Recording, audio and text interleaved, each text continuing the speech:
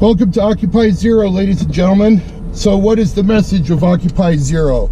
Shut it down, shut it all down. That's the goal of the Occupy Zero protest. For 4 days, we want people to tune out, turn off your television, get off your electronic devices, no shopping, no baking, no gas station, nothing. For 4 days. Can you do it? I think I did a pretty good job of explaining what it is. Now the question is, why bother doing this for 4 days? Why bother doing this for 4 days? Because we recognize a couple of simple truths, and I really don't care what side of the political spectrum you're on, really. Because when I meet people face to face, even if they're on the complete opposite end of the political spectrum from me, I understand their frustration. And they have been led to believe a set of things, just like people on the left have been led to believe a set of things. And these two sets of things are meant to be incompatible. In other words, our government wants us to fight each other. Because as long as we're fighting each other, we're not going after them. And in even taking it one step further, I think it's kind of foolish to go after politicians when they're not the problem. The problem is we have corporations, big bankers, and big businessmen calling the shots. And when I say they call the shots, I mean literally.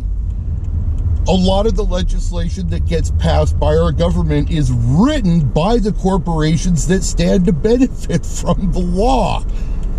It's written that way. Why do you think rich people get away with not paying any taxes? Why do you think these huge corporations get away without paying any taxes? And that's a problem. That's a problem because I believe that people who are in charge of countries and people who are in charge of parts of the planet necessarily must be democratic in nature. The representatives have to represent the will of the people, or it doesn't work for the majority of the people. Right now, we're supposedly at 94% unemployment. 94% employment, 6% unemployment. You would think that that would be a success story, but the fact of the matter is that when they conducted polls, they found between 50 and 70% of all Americans are miserable at the job that they work at. And if we go overseas, I'm sure you can see plenty of misery over there too. In China, in Myanmar, in any of the Singapore, any of the technology producing countries. We recognize the fact that money owns politics in the United States of America. It is a corporate problem. It is no longer a governmental issue.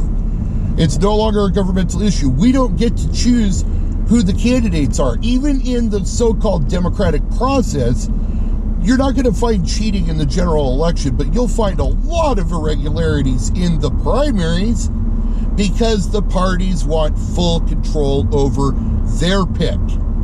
They don't care what you want because what you want changes policy. And there's a lot of vested interest by a lot of bankers, billionaires, and businessmen to keep the status quo. You can protest. We've tried protesting. We've tried marching in the streets with signs. You know, I've been doing most of my stuff online, making memes and circulating social media, writing articles and whatnot. I've been totally active for 6 years now, engaged on Facebook. We've tried protesting. What does it amount to? I'll tell you what it amounts to, not much. And if you don't believe that, look at the Black Lives Matter protests and then think about 1991 Rodney King trial. 4 white police officers from Simi Valley were on trial for beating the crap out of Rodney King on video. It was one of the first times that we'd actually caught something like this happening on video. The entire world could see the cops beating the crap out of them. But when it came to the verdict, They let him go. They said not guilty to these 4 white police officers. And you know what happened then? Riots. And in fact, the newspaper read death, riots, fire in LA. Here we are. That was 1991. Here we are in the year 2021, 30 years later.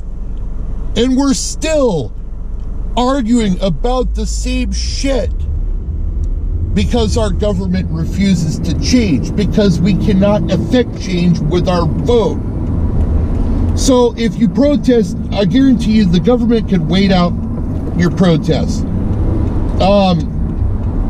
They can wait out your protest. And rich people can wait for their legislation to be passed. They don't care if it's Democrat this time or Republican the next time. They know that their law is in there somewhere, and that when their party gets back in that particular power, they'll get that piece of legislation passed.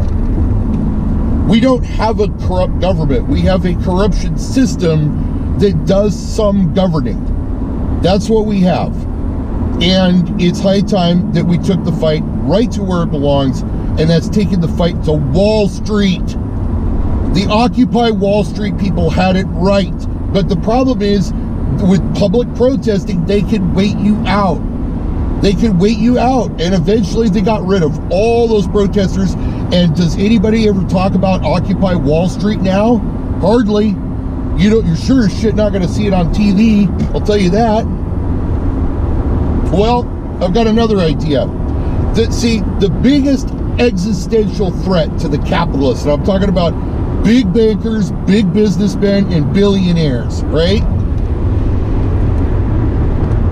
They're not elected. This is the problem. The main problem I have with these people running the world is that we did not elect them to do that. Okay, maybe they got nominated to run Ford, or they got nominated to be CEO of Walmart. Great. Congratulations on your promotion. You probably have a golden parachute now. You don't care if the company goes tits up or not. Your job is to turn a profit at any cost. And, right now I'm hearing reports through the newspaper about Amazon delivery drivers not even being able to take a bathroom break while they're on the job.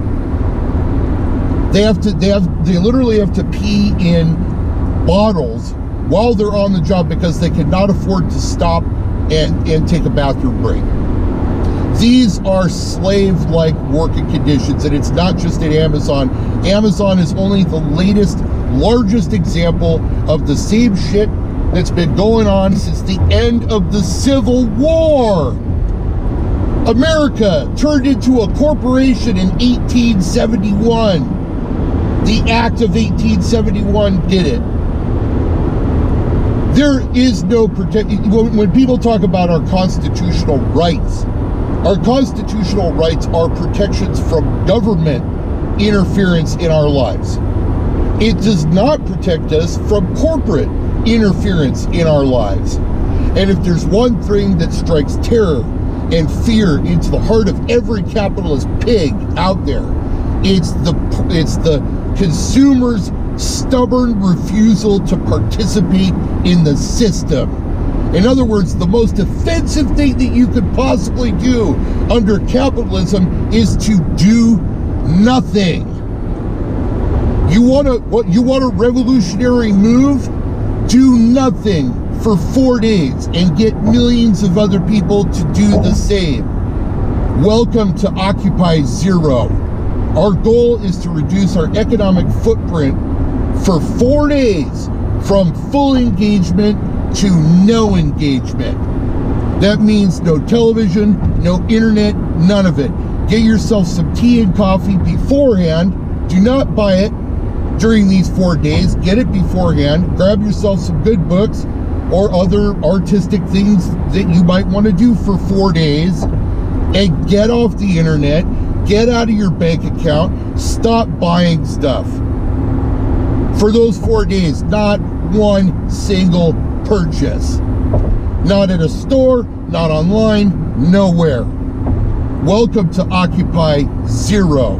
And we're going to do it this year, and we're going to do it next year, and we're going to do it every year until our demands are met. And our demands are simple.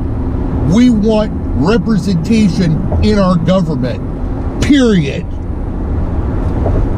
And don't talk to me about representing me if you're passing laws that benefit other corporations that take away my rights. We need a new constitution, one that protects us from corporations as much as it protects us from government. And there we are, 10 minutes and 25 seconds. This is what they said on the internet. Don't make a video longer than 10 minutes. So here we are, Occupy Zero, 10 minutes and 35 seconds. Over and out.